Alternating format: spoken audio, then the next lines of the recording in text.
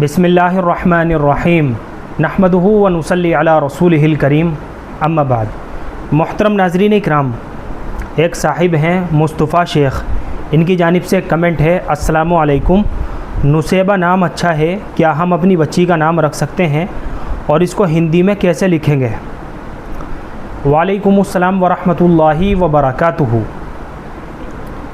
बिल्कुल आप अपनी बच्ची का नुसेबा नाम रख सकते हैं। नुसेबा छोटे सीन के तलफ़ुज़ के साथ, ये नसीबा की तस्गीर है, नून के ऊपर ज़बर के साथ नसीबा, ये इसकी तस्गीर है और ये अरबी ज़ुबान का लफ्ज़ है।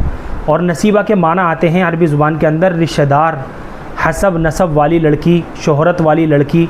इसी तरीके से इसके और भी मानी आते हैं, जैसे इज़्ज़त वाली लड़की, ऊंची नस्ल वाली बाइज़्ज़त। और ये दोनों नाम जो है ना, नसीबा और नुसेबा, दोनों अलग अलग सहाबियात के नामों में से हैं। यानी नसीबा और नुसेबा ये दोनों अलग अलग लफ्ज़ हैं। नसीबा भी एक सहाबिया का नाम है छोटे सीन के तलफ़ुज़ के साथ, और नुसेबा भी एक सहाबिया का नाम है। बाज़ हज़रात कहते हैं कि नुसेबा कोई सहाबिया का नाम नहीं है, ये एक सहाबिया का नाम है। ये गलत फहमी आप अपने दिलो दिमाग से दूर कर दीजिए। जो उम्मे अम्मारा के नाम से मशहूर है, नुसेबा ये उम्मे अम्मारा के नाम से मशहूर है और ये एक सहाबिया का नाम है। लिहाजा बच्ची का नुसेबा नाम रखना बाइस बरकत होगा और नेक फाली के तौर पर इंशाअल्लाह इस नाम के असरात बच्ची की ज़िंदगी के ऊपर भी पड़ेंगे।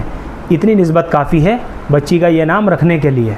और इसके माना भी काफ़ी शानदार है, लेकिन जहाँ सहाबियात के नाम आते हैं वहाँ माना की तरफ नज़र करने की भी ज़रूरत नहीं होती है, लेकिन इसके माना भी काफ़ी शानदार है।